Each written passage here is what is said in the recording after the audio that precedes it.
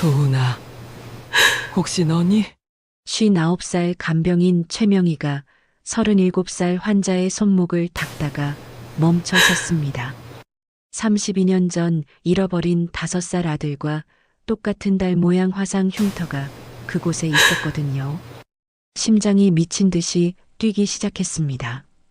의식불명 상태로 누워있는 이 젊은 CEO가 정말 자신의 아들일까요?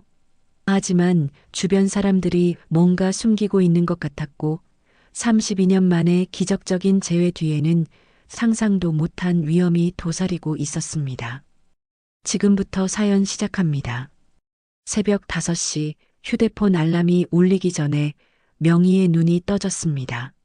59살이 된 몸은 이미 알람 시계보다 정확했어요. 반지하 원룸의 작은 창문으로 스며드는 희미한 빛이 벽에 걸린 사진 한 장을 비춰줬습니다. 도훈아, 엄마 일어났어. 명희는 침대에서 일어나며 5살 아들의 사진에 말을 걸었습니다. 32년 전 찍은 그 사진 속에서 도훈이는 여전히 해맑게 웃고 있었어요. 명희가 27이었을 때 세상에서 가장 소중했던 보물이었죠. 차가운 시멘트 바닥에 발을 내려놓자 무릎이 욱신거렸습니다. 관절염이 심해져서 요즘엔 아침마다 이런 고통을 겪어야 했어요. 하지만 명희는 인상을 찌푸리지 않았습니다. 25년간 간병일을 하면서 자신보다 훨씬 아픈 사람들을 봐왔거든요. 오늘도 잘 부탁해. 명희는 도훈이 사진 앞 작은 탁자에 초코우유 하나를 올려놓았습니다. 아이가 가장 좋아했던 음료였어요. 32년간 하루도 빠뜨리지 않은 의식이었습니다. 처음엔 눈물이 나왔지만 이제는 그냥 일상이 되어버렸죠. 냉장고를 열어보니 달걀 3개와 우유 한 팩, 그리고 김치만 남아 있었습니다. 어제 마트에서 할인받은 달걀이었어요. 명희는 달걀 하나를 꺼내서 후라이를 만들기 시작했습니다. 가스레인지 불꽃이 파랗게 타오르는 걸 보며 32년 전 그날이 떠올랐어요. 엄마, 배고파요. 도훈이가 부엌에서 졸졸 따라다니며 말했던 기억이 생생했습니다. 그때도 이렇게 달걀 후라이를 해주곤 했었죠. 아이는 항상 엄마가 해주는 게 세상에서 제일 맛있어요라고 말해줬어요. 달걀 후라이가 지글지글 익어가는 소리가 고요한 새벽을 깨웠습니다. 위층에서는 아직 아무 소리도 들리지 않았어요. 명희는 프라이팬을 기울여 기름을 골고루 퍼뜨렸습니다. 59살의 손놀림은 여전히 능숙했어요. 문득 창밖에서 아이 울음소리가 들렸습니다. 명희의 손이 잠깐 멈췄어요. 옆집 4살짜리가 울고 있는 소리였습니다. 엄마가 달래는 목소리도 함께 들렸죠. 괜찮아, 괜찮아. 엄마가 여기 있잖아. 그 말을 듣는 순간 명희의 가슴이 철렁했습니다. 32년 전 실종된 도훈이에게 해주지 못했던 말이었거든요. 그날 도훈이는 엄마 밖에서 놀고 올게요라고 하고 집 앞 놀이터로 나갔는데 다시는 돌아오지 않았어요. 달걀 후라이가 탄 냄새가 났습니다. 명희는 급히 불을 줄이고 프라이팬을 흔들었어요. 다행히 완전히 타지는 않았습니다. 32년간 이런 일이 몇 번 있었죠. 도훈이 생각에 빠져서 요리를 태우는 일 말이에요. 미안해, 도훈아. 엄마가 또 딴 생각했네. 명희는 사진을 향해 쓴웃음을 지었습니다. 달걀 후라이를 접시에 옮기고 간단한 아침을 차려놓았어요. 혼자 먹는 식사는 항상 쓸쓸했습니다. 휴대폰을 확인해 보니 미숙한테서 문자가 와 있었어요. 같은 간병원에서 일하는 후배였습니다. 언니, 오늘 힘들 것 같아요. 우리 환자분이 밤새 열이 많이 나셨대요. 명희는 답장을 보냈습니다. 괜찮아. 해열제 먼저 써보고 안 되면 바로 연락해. 25년간 간병일을 하면서 이런 상황은 셀 수 없이 많았어요. 명희는 다른 간병인들에게는 든든한 선배였습니다. 하지만 정작 자신은 32년 전부터 도움받을 곳이 없었죠. 벽시계가 5시 30분을 가리켰습니다. 슬슬 준비를 해야 할 시간이었어요. 명희는 달걀 후라이를 후루룩 먹고 설거지를 했습니다. 찬물에 손을 담그니 관절이 더 아팠지만 참았어요. 간병복을 입으면서 거울을 봤습니다. 59살 얼굴에는 세월의 흔적이 고스란히 새겨져 있었어요. 눈과 주름살이 깊어졌고 머리카락에는 흰머리가 반 이상을 차지했습니다. 하지만 눈빛만은 여전히 또렷했어요. 오늘도 화이팅하자. 명희는 거울 속 자신에게 말했습니다. 32년간 스스로를 격려해온 습관이었어요. 도훈이가 사라진 후로는 자신을 응원해주는 사람이 없었거든요. 가방을 메고 문을 나서려는데 위층에서 쿵쿵거리는 소리가 들렸습니다. 아마 아침 운동을 하는 모양이었어요. 명희는 작은 한숨을 쉬었습니다.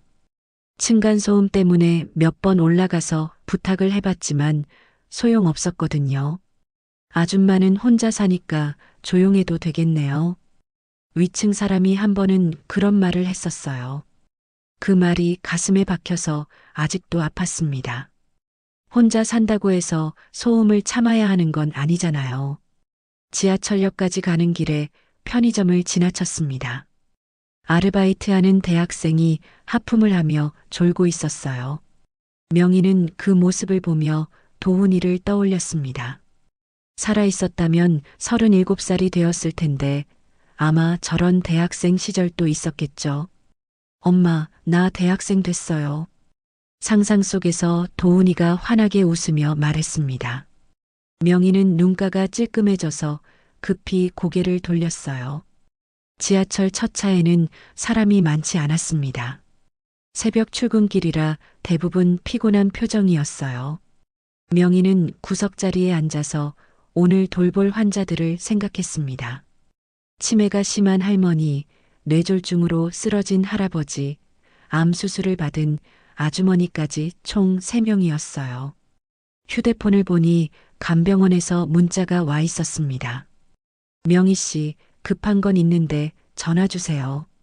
명희는 궁금했지만 지하철에서는 전화를 걸 수 없었어요. 아마 새로운 환자가 생겼거나 다른 간병인이 급히 빠져서 대타를 구하는 것 같았습니다. 창밖으로 어슴풀에 밝아오는 새벽 풍경이 보였습니다. 32년 전에도 이런 새벽이 있었겠죠. 도훈이와 함께 보낸 마지막 새벽 말이에요.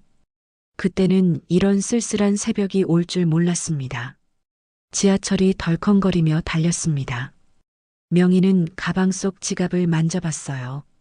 오늘도 하루 종일 일하면 밥값과 교통비 정도는 벌 수 있을 거예요. 59살에도 건강한 게 감사했습니다. 도훈아, 엄마 오늘도 누군가의 아들, 딸을 돌보러 가. 내가 어디 있는지 모르지만 누군가 너도 돌봐주고 있길 바라. 간병원에 도착한 명희는 휴대폰을 꺼내서 원장에게 전화를 걸었습니다. 새벽 6시 30분이었지만 원장님은 이미 출근해 있을 시간이었어요. 네, 명희 씨. 빨리 와주세요. 사무실로요. 원장의 목소리가 평소보다 조금 흥분되어 있었습니다. 명희는 계단을 올라가며 무슨 일인지 궁금해했어요. 25년간 일하면서 원장님이 이렇게 이른 시간에 급하게 부른 적은 거의 없었거든요. 사무실 문을 열고 들어가니 원장이 책상에 앉아서 서류를 뒤적이고 있었습니다. 55살인 원장은 간병원을 15년째 운영하고 있는 베테랑이었어요. 앉으세요, 명희 씨. 원장이 의자를 가리키며 말했습니다. 명희는 조심스럽게 앉으면서 원장의 표정을 살펴봤어요. 평소와는 다른 진지한 분위기였습니다. 오늘 아침에 특별한 의뢰가 들어왔어요. 좀 특이한 케이스인데요. 원장이 서류를 명희 쪽으로 밀어주며 설명을 시작했습니다. 명희는 서류를 받아들고 천천히 읽어봤어요. 37살 남성, 오토바이 사고로 의식불명이요? 네, 맞아요. 그런데 이분이 꽤 유명한 사업가예요. 젊은 나이에 회사를 키운 성공한 사람이죠. 명희는 고개를 끄덕였습니다. 그동안 다양한 환자들을 돌봐왔지만 이렇게 젊은 사업가는 처음이었어요.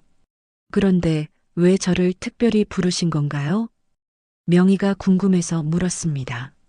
젊은 환자라면 보통 젊은 간병인을 선호하는 경우가 많았거든요. 그게 바로 제가 말씀드리고 싶은 부분이에요. 원장이 의자에 몸을 기대며 천천히 말했습니다. 의뢰인 측에서 특별히 경험이 많은 간병인을 원했어요. 나이는 상관없다고 하더라고요. 오히려 인생 경험이 풍부한 분을 선호한다고 했어요. 명희는 의외라는 표정을 지었습니다. 보통은 젊고 예쁜 간병인을 원하는 경우가 많았는데 이번에는 달랐어요. 조건도 상당히 좋아요. 일반적인 간병비의 3배 정도 되거든요. 원장의 말에 명희의 눈이 커졌습니다. 3배라면 한 달만 해도 평소 3달 치벌이었어요. 하지만 쉬운 일은 아닐 거예요. 24시간 전담이고 환자 상태가 언제 어떻게 될지 모르거든요. 명희는 서류를 다시 한번 자세히 들여다봤습니다. 환자 이름은 강준혁, 37살 미혼이라고 적혀 있었어요. 가족은 없나요? 직계 가족은 없다고 하네요. 어릴 때 부모님을 잃고 고아원에서 자란 것 같아요. 지금은 사업 파트너가 보호자 역할을 하고 있어요. 명희는 가슴 한쪽이 아려왔습니다. 고아원에서 자란 아이라는 말에 32년 전 실종된 도훈이가 떠올랐어요. 만약 도훈이가 어딘가에서 살아 자랐다면 지금쯤 이 환자와 비슷한 나이였을 거예요. 명희 씨, 솔직히 말씀드릴게요. 원장이 몸을 앞으로 기울이며 진지하게 말했습니다. 이런 케이스를 맡으려면 마음의 준비가 필요해요. 젊은 환자를 돌보는 건 감정적으로 쉽지 않거든요. 명희는 원장의 의도를 알 것 같았습니다. 32년간 아들을 그리워하며 살아온 자신에게는 분명 힘든 일이 될 거였어요. 특히 명희 씨 같은 경우에는 더욱 그럴 수 있어요. 혹시 환자를 자신의 아들처럼 생각하게 될 수도 있거든요. 원장의 말이 명희의 마음을 정확히 짚어냈습니다. 하지만 동시에 마음 한구석에서는 이상한 끌림이 느껴졌어요. 그런데 말이에요, 원장님. 명희가 조심스럽게 입을 열었습니다. 제가 25년간 간병일을 하면서 느낀 게 있어요. 진짜 가족이 돌보는 것보다 제가 더 정성스럽게 돌볼 때가 많았거든요. 원장이 고개를 끄덕였습니다. 그도 같은 생각을 하고 있었어요. 맞아요.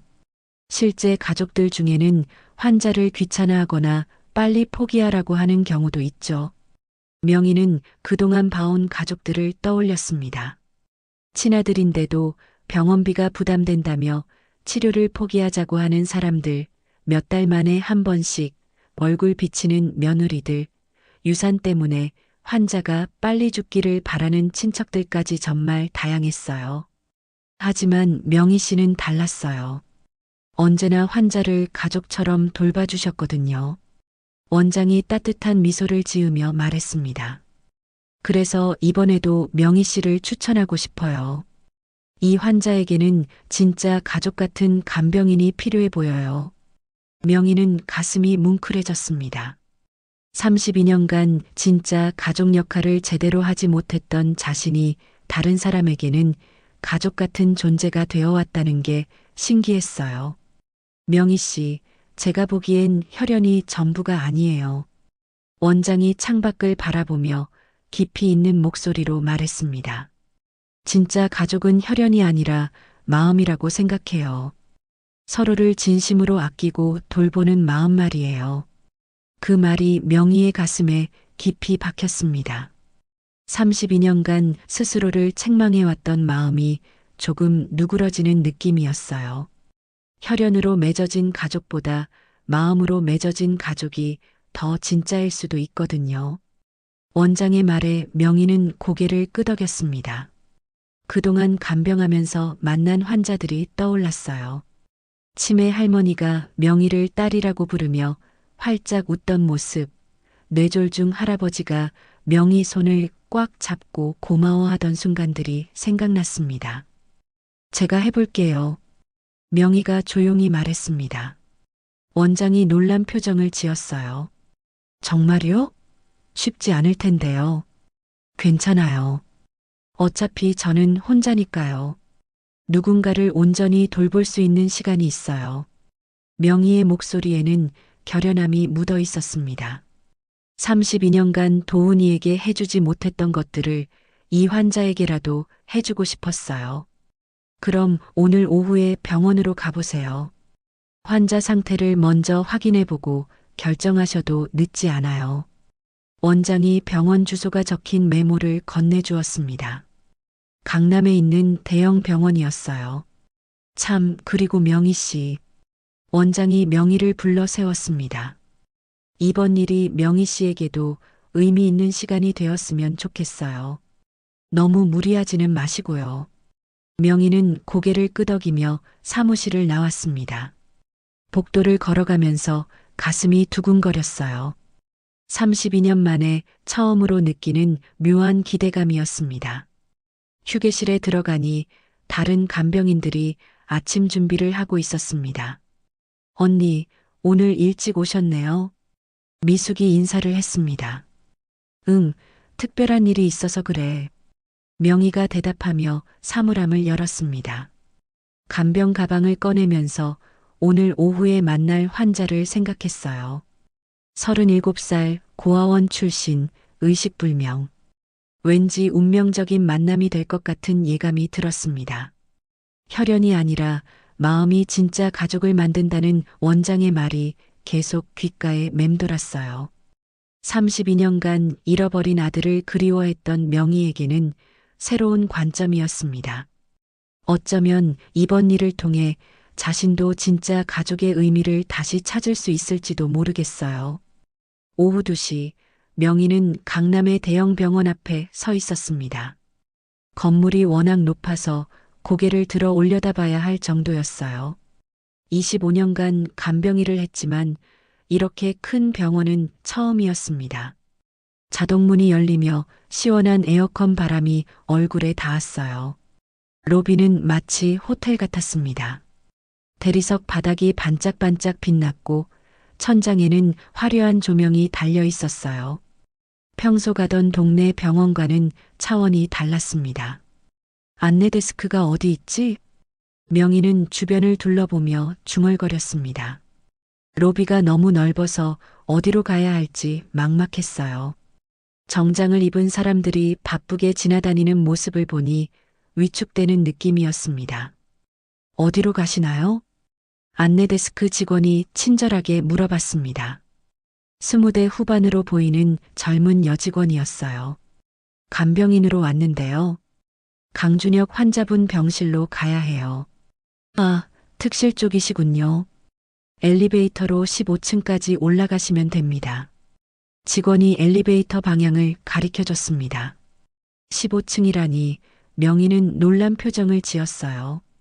평소 가던 병원은 기껏해야 3층 건물이었거든요.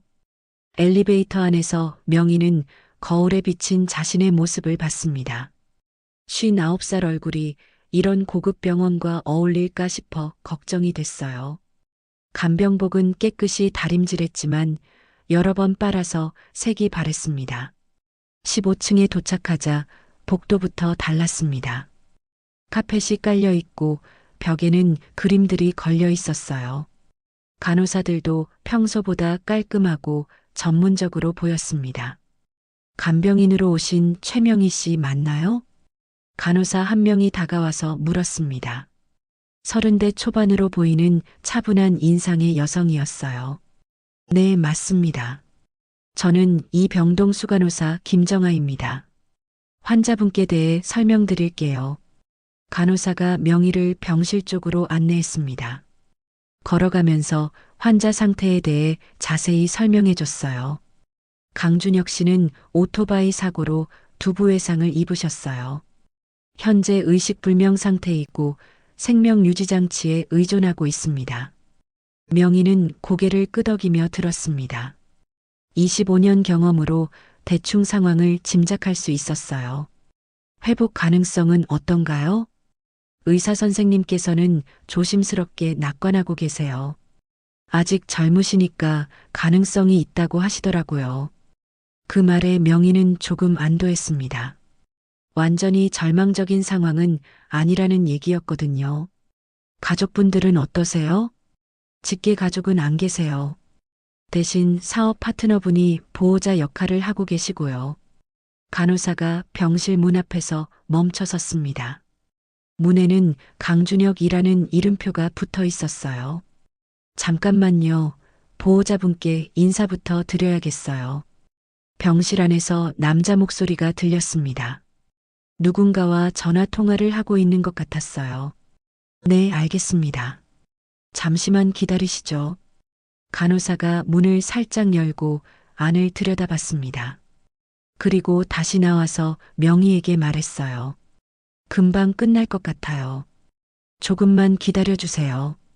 명희는 복도 의자에 앉아서 기다렸습니다. 병실 문 사이로 새어나오는 대화 소리가 들렸어요. 네, 준혁이 상태는 안정적이에요. 간병인도 오늘부터 들어오고요. 남자 목소리가 차분하게 말하고 있었습니다. 사업 파트너인 것 같았어요. 최대한 좋은 간병인으로 구했어요. 경력도 오래되고 실력도 좋다고 하더라고요. 명희는 기분이 좋아졌습니다. 자신을 인정해주는 말 같아서 뿌듯했어요. 몇 분 후 병실 문이 열리며 한 남자가 나왔습니다. 40대 초반으로 보이는 깔끔한 인상의 남성이었어요. 정장을 말끔하게 차려입고 있었습니다. 안녕하세요. 이현수입니다. 남자가 정중하게 인사했습니다. 목소리는 차분했지만 눈빛이 조금 날카로워 보였어요. 최명희입니다. 잘 부탁드려요. 명희도 허리를 숙여 인사했습니다. 상대방이 젊고 성공한 사업가 같아 보여서 더욱 조심스러웠어요. 준혁이를 잘 부탁드릴게요. 워낙 소중한 친구라서요. 현수의 말에서 진심이 느껴졌습니다. 명희는 마음이 놓였어요. 환자를 진심으로 걱정하는 사람이라는 게 느껴졌거든요. 최선을 다해서 돌보겠습니다. 그리고 혹시 환자 상태에 변화가 있으면 언제든 연락 주세요. 24시간 받을 수 있으니까요. 현수가 명함을 건네주며 말했습니다. 명함에는 이현수 부대표라고 적혀 있었어요. 네, 알겠습니다. 현수가 떠난 후 간호사가 명희를 병실 안으로 안내했습니다. 자, 이제 환자분을 뵈시죠. 병실 문을 열고 들어가는 순간 명희의 걸음이 멈췄습니다. 침대에 누워있는 환자의 모습 때문이었어요. 생명유지장치가 연결된 젊은 남성이 조용히 누워 있었습니다. 호흡기가 규칙적으로 작동하는 소리만 들렸어요. 하지만 명희를 놀라게 한 건 기계 소리가 아니었습니다. 환자의 얼굴이었어요. 32년 전 실종된 도훈이와 묘하게 닮아 있었습니다. 물론 다 자란 어른의 얼굴이었지만 뭔가 익숙한 느낌이 들었어요. 특히 코와 입모양이 어린 시절 도훈이를 떠올리게 했습니다. 환자분이 정말 젊으시네요. 명희가 떨리는 목소리로 말했습니다. 간호사는 환자 차트를 보며 설명을 이어갔어요. 네, 37살이세요. 젊은 나이에 이런 일을 당하셔서 안타까워요. 37살. 도훈이가 살아있었다면 정확히 그 나이였습니다. 명희의 가슴이 두근거리기 시작했어요. 가족력은 어떻게 되나요? 고아원 출신이라고 들었어요. 어릴 때부터 혼자 살아오신 것 같아요. 간호사의 말에 명희의 심장이 더 빨리 뛰었습니다. 32년 전 실종 사건과 너무 비슷한 상황이었어요. 그럼 이제 간병 방법에 대해 설명드릴게요. 간호사가 의료 장비들을 하나씩 가리키며 설명했습니다. 하지만 명희는 설명에 집중하기 어려웠어요.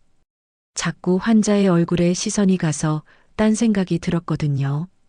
혹시 이분이 언제부터 의식을 잃으신 건가요? 이틀 전이에요. 그런데 뇌파 검사에서는 좋은 신호들이 나오고 있어서 희망적이에요. 명희는 환자 곁으로 다가갔습니다. 가까이서 보니 더욱 도훈이와 닮아 보였어요. 특히 잠들어 있는 표정이 어린 시절 아들의 모습과 똑같았습니다.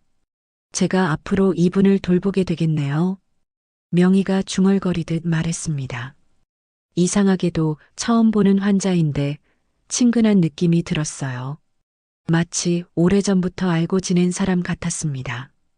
간호사가 모든 설명을 마치고 나갔습니다. 이제 병실에는 명희와 환자만 남았어요. 생명유지장치의 규칙적인 소리만 조용히 울려 퍼졌습니다. 명희는 환자 옆 의자에 앉았습니다. 25년간 간병일을 해왔지만 이런 감정은 처음이었어요. 뭔가 운명적인 만남 같은 느낌이 들었습니다. 첫날 밤이 깊어갈 무렵 명희는 준혁의 체위를 바꿔주기 위해 조심스럽게 다가갔습니다. 생명유지장치의 불빛이 어둠 속에서 깜빡이고 있었어요. 이틀간 의식불명 상태였던 환자의 몸은 생각보다 말랐습니다. 이제 몸을 돌려드릴게요. 명희가 작은 목소리로 말하며 준혁의 어깨에 손을 댔습니다. 25년 간병 경험으로 몸에 밴 동작이었어요. 하지만 준혁의 팔을 들어 올리는 순간 명희의 손이 멈췄습니다. 손목 안쪽에 작은 흉터가 보였거든요. 명희는 눈을 크게 뜨고 그 흉터를 자세히 들여다봤습니다. 달 모양으로 휘어진 작은 상처였어요. 크기는 동전만 했고 색깔이 약간 하얗게 변해 있었습니다. 심장이 쿵쾅거리기 시작했어요. 32년 전 도훈이도 똑같은 자리에 똑같은 모양의 흉터가 있었거든요. 3살 때 뜨거운 냄비에 손을 대서 생긴 화상이었습니다. 명희는 그 흉터를 수없이 만져보고 약을 발라줬던 기억이 있었어요. 설마. 명희가 떨리는 목소리로 중얼거렸습니다. 손으로 흉터를 만져보니 촉감까지 똑같았어요. 오래된 화상 흉터 특유의 매끄러운 느낌이었습니다. 우연일 수도 있다고 스스로를 달랬지만 가슴은 계속 뛰었어요. 명희는 준혁의 다른 부분도 살펴보기 시작했습니다. 목 뒤쪽을 조심스럽게 확인해 봤어요. 그곳에도 작은 점 같은 흉터가 있었습니다. 도훈이가 4살 때 놀이터에서 넘어져서 생긴 상처였어요. 그때 명희가 소독약을 발라주며 아프지 않게 후후 해줄게라고 했던 기억이 났습니다. 명희의 손이 심하게 떨렸어요. 이런 우연이 있을 수 있을까요? 2개의 흉터가 모두 도훈이와 똑같은 자리에 똑같은 모양으로 있다니요. 혹시 정말로. 명희는 준혁의 얼굴을 다시 자세히 살펴봤습니다. 처음에는 그냥 닮았다고 생각했는데 이제는 확신이 서기 시작했어요. 코 모양, 눈썹 라인, 심지어 귓불 모양까지 어린 시절 도훈이와 똑같았습니다. 도훈아, 혹시 너니? 명희가 떨리는 목소리로 속삭였습니다. 준혁은 여전히 의식이 없어서 대답할 수 없었지만요. 명희는 급히 간병 가방에서 휴대폰을 꺼냈습니다. 32년 전 도훈이 사진을 찾아봤어요. 핸드폰 속에 저장해둔 낡은 사진이었습니다. 사진 속 5살 도훈이와 지금의 준혁을 번갈아 봤습니다. 물론 32년이라는 세월이 흘렀지만 기본적인 얼굴 윤곽은 비슷했어요. 특히 웃는 모습이 상상됐을 때는 더욱 닮아 보였습니다. 정말 우리 도훈이가 맞는 건가? 명희의 눈에서 뜨거운 것이 흘러내렸습니다. 32년 동안 그리워했던 아들을 다시 만났을 가능성에 온몸이 떨렸어요. 하지만 동시에 의심도 들었습니다. 너무나 간절히 바라던 일이라서 착각하는 건 아닐까요? 세상에 닮은 사람이 얼마나 많은데 흉터 하나로 자기 아들이라고 확신할 수 있을까요?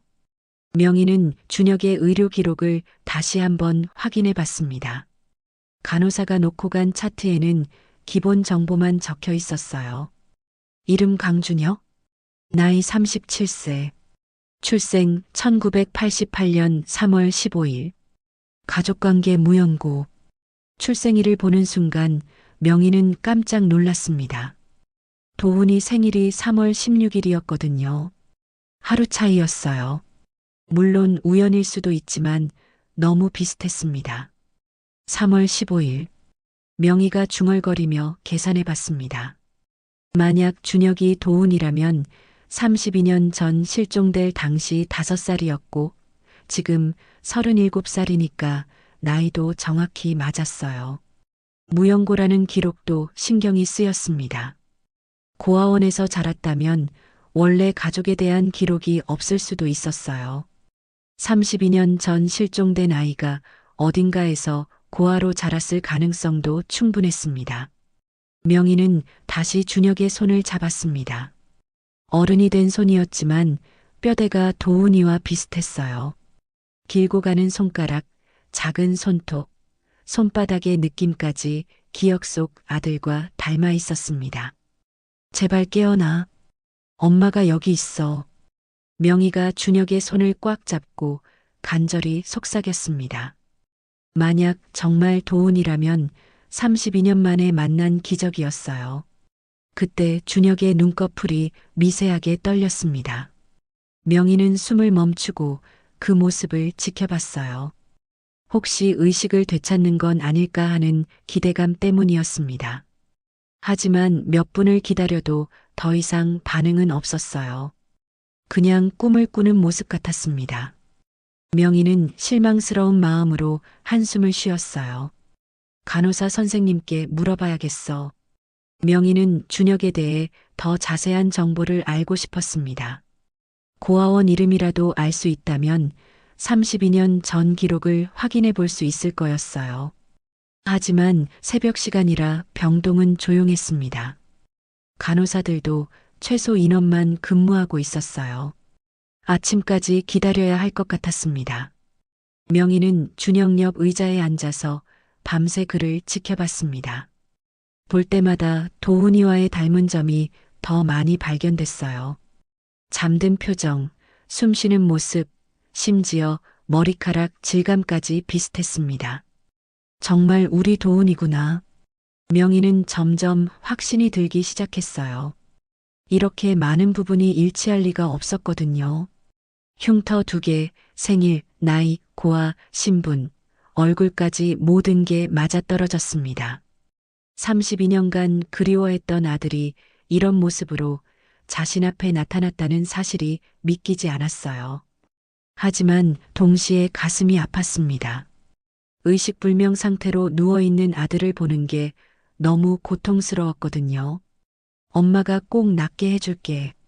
이번에는 절대 놓지 않을 거야. 명희가 준혁의 손을 꽉 잡고 다짐했습니다. 32년 전에는 지키지 못했지만 이번에는 달랐어요. 어떤 일이 있어도 아들을 지켜내겠다고 결심했습니다. 새벽 5시가 되자 간호사가 순회를 왔습니다. 명희는 급히 물어봤어요. 혹시 환자분 출신 고아원을 아시나요? 글쎄요, 자세한 건 의무 기록을 봐야 할 텐데요. 왜 그러시는지 물어봐도 될까요? 명희는 잠시 망설였습니다. 혹시 자신이 환자의 어머니일지도 모른다고 말해도 될까요? 너무 황당한 소리로 들릴 수도 있었어요. 아니에요. 그냥 궁금해서요. 명희가 애매하게 대답했습니다. 아직은 확실한 증거가 없었으니까 성급하게 말하지 않는 게 좋을 것 같았어요. 하지만 마음속으로는 이미 확신하고 있었습니다. 준혁이 바로 32년 전 실종된 자신의 아들 도훈이라고요. 새벽이 밝아오자 명희는 더 이상 참을 수 없었습니다. 준혁이 정말 도훈이인지 확인하고 싶어 미칠 것 같았어요. 하지만 동시에 두려움도 있었습니다. 만약 틀렸다면 어떻게 해야 할까요? 정말 우리 도훈이가 맞을까? 명희는 준혁의 잠든 얼굴을 바라보며 끝없이 자문했습니다.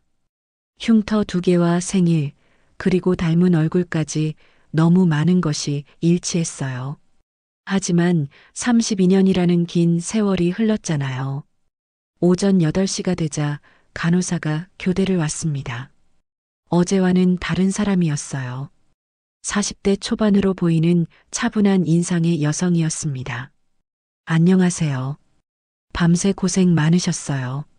안녕하세요. 혹시 환자분에 대해 더 자세한 정보를 알 수 있을까요? 명희가 조심스럽게 물었습니다. 간호사는 의무 기록을 펼쳐보며 대답했어요. 어떤 부분을 궁금해 하시는지요? 가족관계나 출신 배경 같은 것 말이에요. 간병을 더 잘 해드리고 싶어서요. 명희의 목소리에는 간절함이 묻어 있었습니다. 간호사는 잠시 망설이더니 입을 열었어요. 이분이 어릴 때 굉장히 힘든 시간을 보내신 것 같아요. 5살 무렵 서울에 있는 한 고아원에 맡겨졌다고 하더라고요.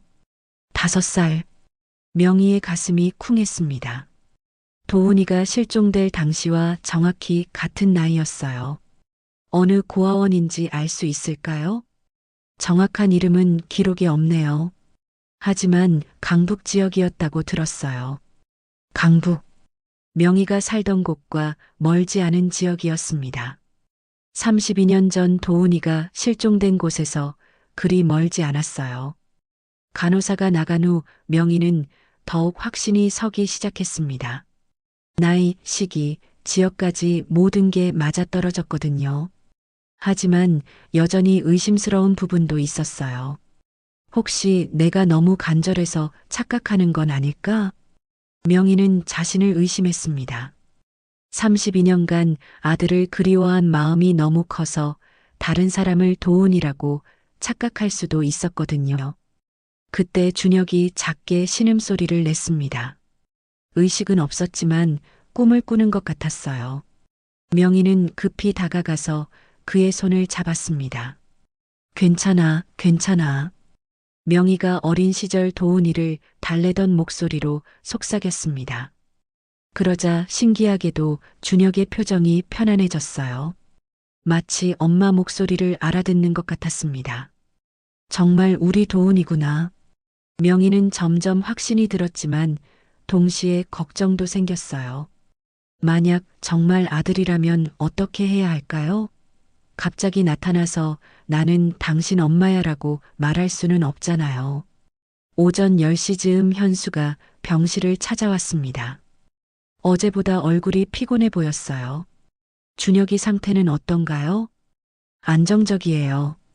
밤새 특별한 변화는 없었고요. 명희가 전문적으로 대답했습니다. 하지만 속으로는 현수를 주의 깊게 관찰했어요. 혹시 준혁의 과거에 대해 더 많이 알고 있을지도 모르거든요. 혹시 준혁 씨 어릴 때 이야기 들어보신 적 있나요? 명희가 자연스럽게 물었습니다. 현수는 잠시 생각하더니 대답했어요. 별로 많이 얘기하지 않았어요. 어릴 때 부모를 잃고 고아원에서 자랐다는 정도만요. 어느 고아원이었는지 혹시 정확히는 모르겠어요. 본인이 그런 얘기를 꺼리더라고요. 현수의 대답에서 준혁이 과거를 숨기고 싶어 했다는 게 느껴졌습니다. 어쩌면 어린 시절의 상처 때문일 수도 있었어요. 현수가 떠난 후 명희는 혼자 고민에 빠졌습니다. 정말 준혁이 도훈이라면 어떻게 증명할 수 있을까요? 가장 확실한 방법은 DNA 검사였지만 환자가 의식불명인 상태에서 함부로 할 수는 없었어요. 일단 더 지켜봐야겠어. 명희는 섣불리 결론을 내리지 않기로 했습니다. 며칠 더 간병하면서 더 많은 단서를 찾아보기로 했어요. 점심시간이 되자 다른 간병인이 교대를 왔습니다. 명희는 잠깐 휴식을 취하러 병원 카페로 갔어요. 커피를 마시면서 생각을 정리하고 싶었습니다. 카페에 앉아서 휴대폰으로 32년 전 도훈이 사진을 다시 봤습니다. 그리고 병실에서 찍어온 준혁의 사진과 비교해 봤어요. 볼 때마다 닮은 점이 더 많이 보였습니다. 혹시 정말일까? 명희는 가슴이 두근거렸지만 동시에 무서웠어요. 32년간 그리워하던 아들을 찾았다는 기쁨과 함께 의식불명 상태인 아들을 봐야 하는 고통이 함께 몰려왔거든요. 오후에 병실로 돌아가니 현수가 또 와 있었습니다. 이번에는 젊은 여성과 함께였어요. 20대 후반으로 보이는 예쁜 여자였습니다. 아, 간병인 선생님이시군요. 소개해 드릴게요. 이분은 서미란 씨예요. 현수가 소개했습니다. 미라는 명희에게 가볍게 고개를 끄덕였어요. 하지만 뭔가 차가운 느낌이었습니다. 준혁 씨와는 어떤 관계신가요? 명희가 궁금해서 물었습니다. 미라는 잠시 망설이더니 대답했어요. 친구예요. 오래된 친구죠. 하지만 미란이 준혁을 바라보는 시선에는 특별한 감정이 없어 보였습니다. 오히려 조금 차가운 느낌이었어요. 진짜 가까운 친구라면 더 걱정스러운 표정을 지을 것 같은데 말이에요. 두 사람이 조용히 대화하는 모습을 보며 명희는 이상한 느낌을 받았습니다. 뭔가 숨기고 있는 것 같았어요. 빨리 회복되면 좋겠네요. 미란이 건성으로 말했습니다. 하지만 그 말투에는 진심이 느껴지지 않았어요. 현수와 미란이 떠난 후 명희는 더욱 복잡한 심정이 되었습니다. 준혁 주변 사람들이 뭔가 이상했어요. 진짜 가족이나 친구라면 더 간절하게 회복을 바랄 텐데 그런 느낌이 없었습니다. 혹시 이 사람들이 준혁이를 진심으로 걱정하는 게 아닐까? 명희는 의심스러운 마음이 들기 시작했어요. 32년 만에 찾은 아들일지도 모르는 준혁을 제대로 보호해야 한다는 생각이 들었습니다. 저녁이 되자 명희는 결심을 굳혔습니다. 일단 며칠 더 지켜보면서 준혁이 정말 도훈이인지 확인해 보기로 했어요. 그리고 주변 사람들도 주의 깊게 관찰하기로 했습니다. 우리 도훈이라면 엄마가 꼭 지켜줄게. 명희가 준혁의 손을 꼭 잡고 다짐했습니다. 32년 전에는 지키지 못했지만 이번에는 달랐어요. 어떤 일이 있어도 아들을 보호하겠다는 강한 의지가 생겼습니다. 사흘째 되는 새벽 명희는 결심을 굳혔습니다. 더 이상 추측만으로는 안 되겠어요. 준혁이 정말 도훈이인지 확실히 알아내야 했습니다. 방법은 하나뿐이었어요. DNA 검사였습니다. 명희는 조심스럽게 준혁의 머리카락 몇 가닥을 뽑았습니다. 의식불명 상태라 알아차릴 리는 없었지만 그래도 가슴이 쿵쾅거렸어요. 32년간 품어온 의문이 드디어 답을 얻을 수 있는 순간이었습니다. 미안해, 도훈아. 엄마가 확인해 봐야겠어. 명희가 작은 목소리로 속삭이며 머리카락을 작은 봉투에 넣었습니다. 그리고 자신의 머리카락도 몇 가닥 뽑아서 따로 보관했어요. 오전 8시 교대 간병인이 와서 준혁을 맡겼습니다. 명희는 급히 병원을 나와 근처 유전자 검사소를 찾아갔어요. 다행히 걸어서 10분 거리에 있었습니다. 친자 확인 검사를 받고 싶은데요. 접수 직원이 서류를 건네주며 설명했습니다. 보통 일주일 정도 걸리는데요. 급하시면 3일만 해도 가능해요. 3일로 부탁드려요. 명희는 떨리는 손으로 서류를 작성했습니다. 신청일란에 자신의 이름을 쓰고 피검사 자란에는 잠시 고민하다가 강준혁이라고 적었어요. 검사비는 생각보다 비쌌습니다. 한 달 생활비에 해당하는 금액이었어요. 하지만 명희는 주저하지 않고 지불했습니다. 32년간의 의문을 풀 수 있다면 아깝지 않았거든요. 결과는 문자로 알려드릴게요. 검사소를 나오며 명희는 복잡한 심정이었습니다.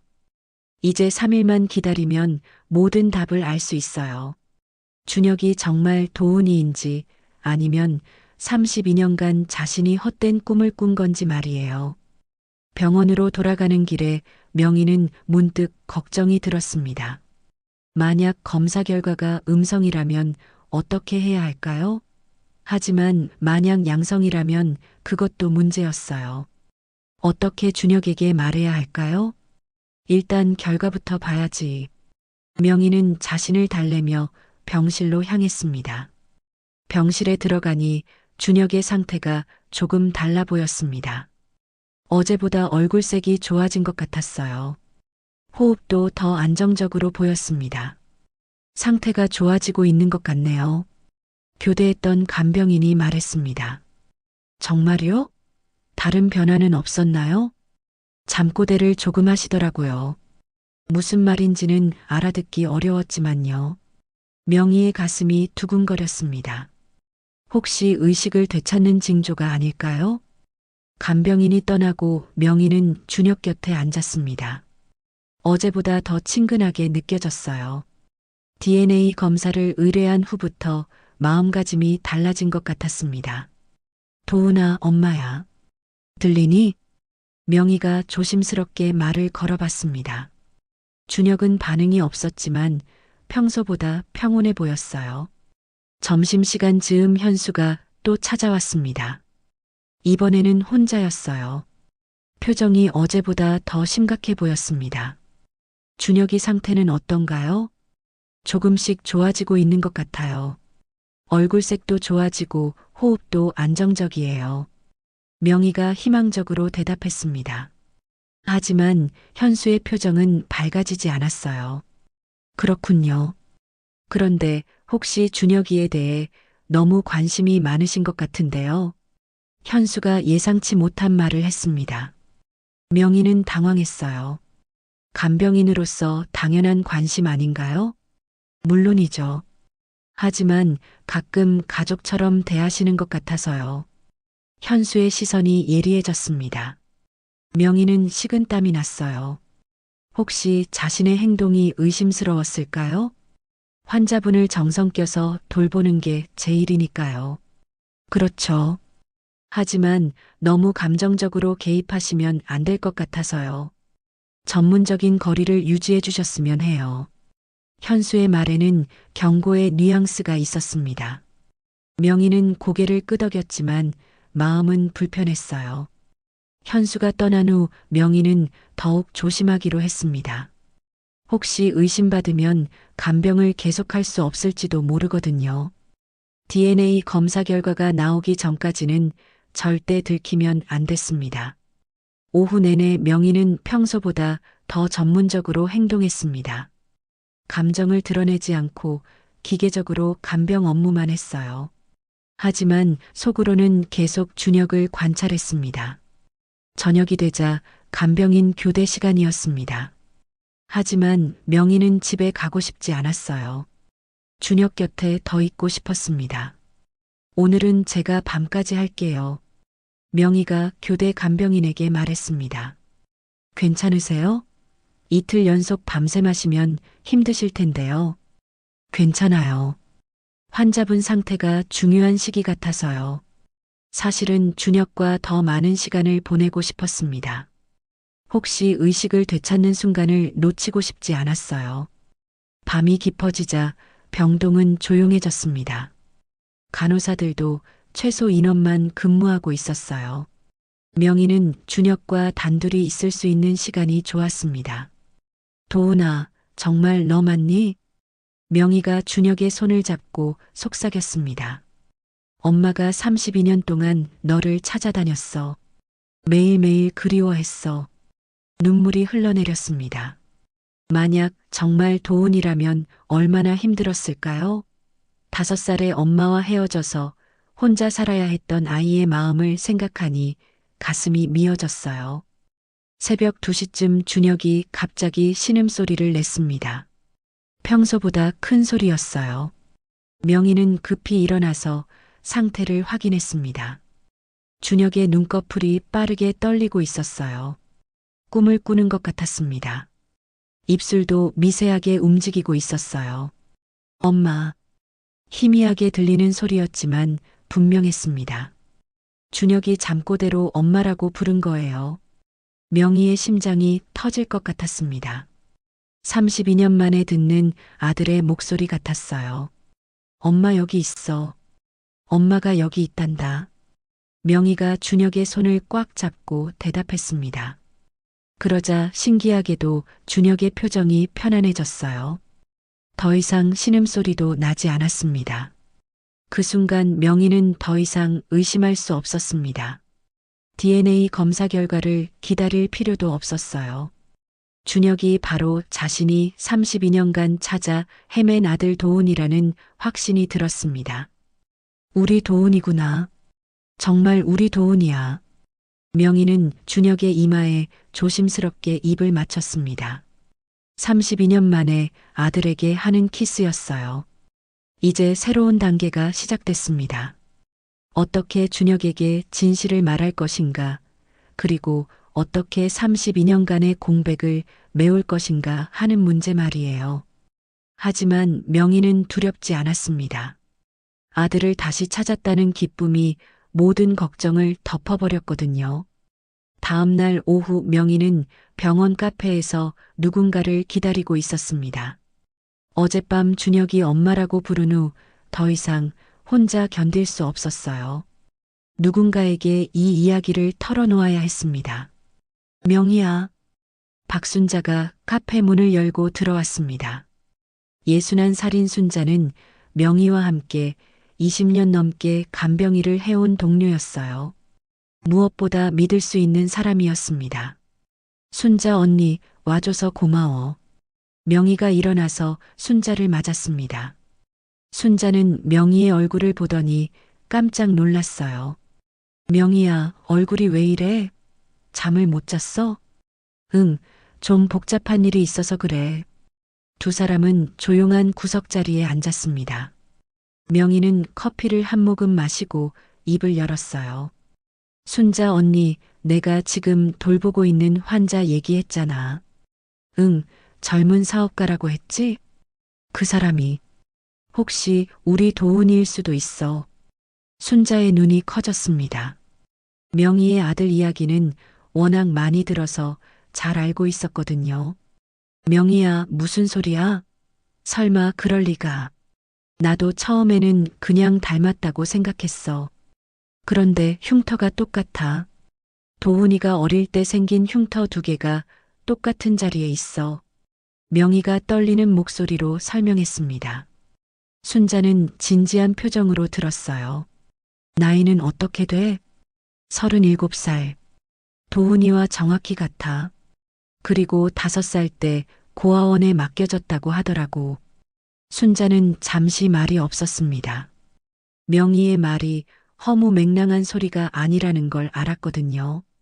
DNA 검사는 해봤어? 어제 의뢰했어.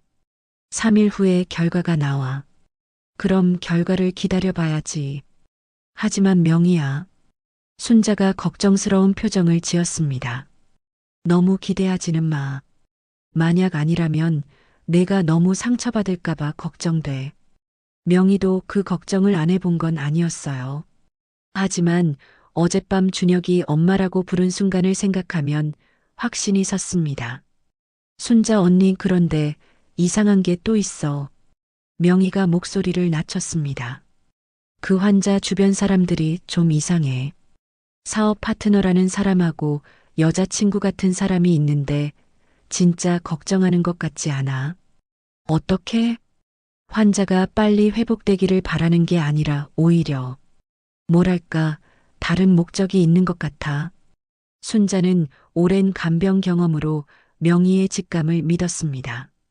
환자 가족들을 많이 봐온 두 사람은 진짜와 가짜를 구별할 수 있었거든요. 혹시 재산 문제는 아닐까? 그럴 수도 있어. 젊은 사업가니까 돈이 꽤 있을 거야. 명희는 현수와 미란을 생각하며 불안해졌습니다. 만약 준혁이 정말 도훈이라면 그 사람들로부터 보호해야 했어요. 명희야, 조심해야 할 것 같아. 만약 정말 도훈이라면 더욱 그래. 순자가 진지하게 말했습니다. 그 사람들이 너를 의심하기 시작하면 간병을 못하게 될 수도 있어. 명희도 그 점이 가장 걱정이었습니다. 32년 만에 찾은 아들 곁에서 쫓겨날 수는 없었어요. 어떻게 해야 할까? 일단 조용히 지켜봐. 그리고 DNA 결과가 나오면 그때 다시 생각해보자. 순자가 명희의 손을 잡고 위로했습니다. 명희야, 20년 넘게 봐왔지만 이렇게 간절해하는 모습은 처음이야. 정말 도운이었으면 좋겠어. 두 사람은 한참 더 이야기를 나눴습니다.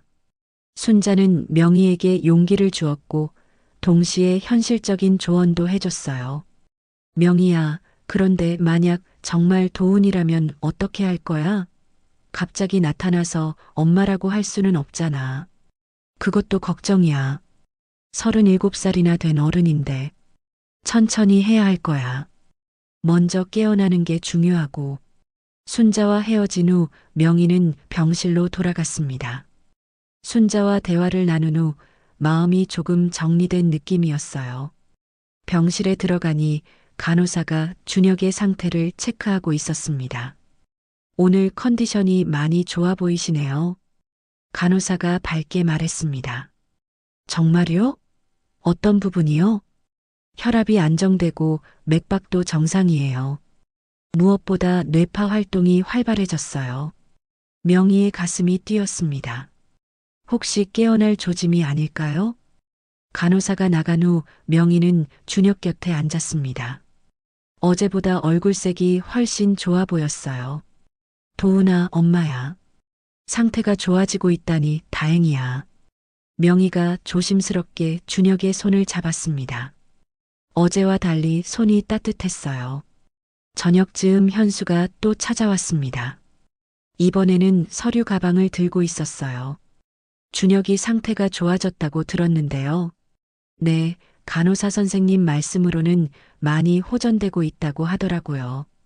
명희가 대답했지만 현수의 표정은 밝지 않았습니다. 그런데 만약 깨어나면 충격이 클 수 있어요. 기억을 잃었을 수도 있고요. 현수가 의미심장한 말을 했습니다. 명희는 뭔가 이상하다는 느낌을 받았어요. 의사 선생님께서는 뭐라고 하시던가요? 글쎄요, 아직 확실하지 않다고 하시더라고요. 현수가 애매하게 대답하며 서류를 꺼냈습니다. 혹시 이런 일이 있을까봐 준비해 온 게 있어요. 서류를 보니 법적 서류 같았습니다. 명희는 내용을 이해할 수 없었지만 뭔가 불안했어요. 이게 뭔가요? 만약의 경우를 대비한 거예요. 준혁이가 의식을 못 찾으면 제가 대신 결정할 수 있게 하는 서류죠. 명희는 소름이 돋았습니다. 환자가 호전되고 있는데 왜 그런 서류를 준비하는 걸까요? 현수가 떠난 후 명희는 더욱 불안해졌습니다.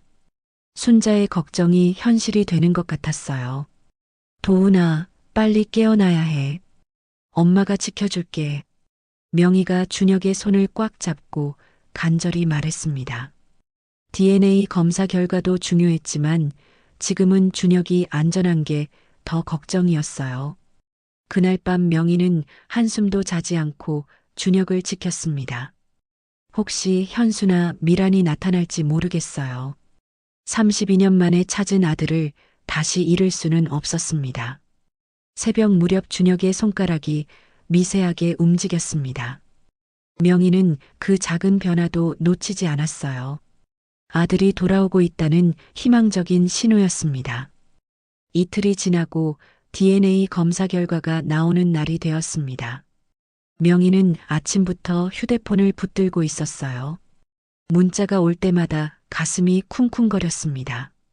오전 11시쯤 드디어 검사소에서 문자가 왔습니다. 친자 확인 검사 결과가 나왔습니다. 방문해서 확인해 주세요. 명희의 손이 심하게 떨렸어요. 32년간의 의문이 드디어 답을 얻을 순간이었습니다. 간병인 선생님, 어디 가세요? 교대 간병인이 들어오자 명희는 급히 말했습니다. 잠깐 나갔다 올게요. 1시간 정도만요. 검사소까지 가는 길이 이렇게 길게 느껴진 적은 없었어요. 명희는 버스 안에서도 계속 가슴을 쓸어내렸습니다. 검사소 접수 창구에서 결과지를 받는 순간 명희는 숨을 멈췄어요. 봉투를 뜯는 손이 너무 떨려서 제대로 열리지 않았습니다. 드디어 결과지를 펼쳤습니다. 친자 확률 99.9%. 명희는 그 자리에서 주저앉을 뻔했어요. 다리에 힘이 빠져서 벽에 기댔습니다. 정말이었어요. 준혁이 바로 32년 전 실종된 도훈이었습니다. 우리 도훈이구나. 정말 우리 도훈이야. 명희는 눈물을 참을 수 없었어요. 검사소 로비에서 혼자 울고 있는 모습이 우스꽝스러웠지만 상관없었습니다. 급히 병원으로 돌아갔습니다. 병실 문을 열고 들어가는 순간 준혁이 달라 보였어요. 이제는 그냥 환자가 아니라 자신의 아들이었습니다. 도훈아, 엄마가 확인했어. 정말 우리 도훈이 맞아. 명희가 준혁의 손을 꽉 잡고 속삭였습니다. 신기하게도 준혁의 표정이 편안해 보였어요. 그때 병실 문이 열리며 현수가 들어왔습니다. 명희는 깜짝 놀라서 준혁의 손을 놓았어요. 오늘 컨디션은 어떤가요? 좋아지고 있는 것 같아요. 명희가 평소처럼 대답했지만 마음은 완전히 달랐습니다. 이제 현수가 그냥 사업 파트너가 아니라 아들을 위협할 수 있는 존재로 보였어요. 그런데 의사 선생님께서 말씀하시길 회복이 너무 빠르다고 하시더라고요. 현수의 말에 명희는 의외라는 표정을 지었습니다. 빠른 게 좋은 거 아닌가요? 물론이죠. 하지만 간혹 이런 경우에 후유증이 있을 수 있다고 하시더라고요. 현수가 의미심장하게 말했습니다. 명희는 뭔가 이상하다는 느낌을 받았어요. 현수가 떠난 후 명희는 더욱 경계심을 갖게 되었습니다. 왜 회복을 좋아하지 않는 것 같을까요? 오후에 미란이 혼자 찾아왔습니다. 평소와 달리 화장이 진했고 비싼 옷을 입고 있었어요. 준혁 씨 상태가 많이 좋아졌다면서요? 네, 다행히 호전되고 있어요. 빨리 깨어났으면 좋겠네요. 할 말이 많거든요. 미란의 말투에는 뭔가 차가운 느낌이 있었습니다. 명희는 불안해졌어요. 어떤 말씀이신지요? 개인적인 얘기요. 사업적인 것도 있고요. 미란이 애매하게 대답하며 준혁을 바라봤습니다. 그 시선에는 사랑이나 걱정보다는 다른 감정이 있어 보였어요. 미란이 떠난 후 명희는 순자에게 전화를 걸었습니다. 순자 언니, DNA 검사 결과 나왔어요.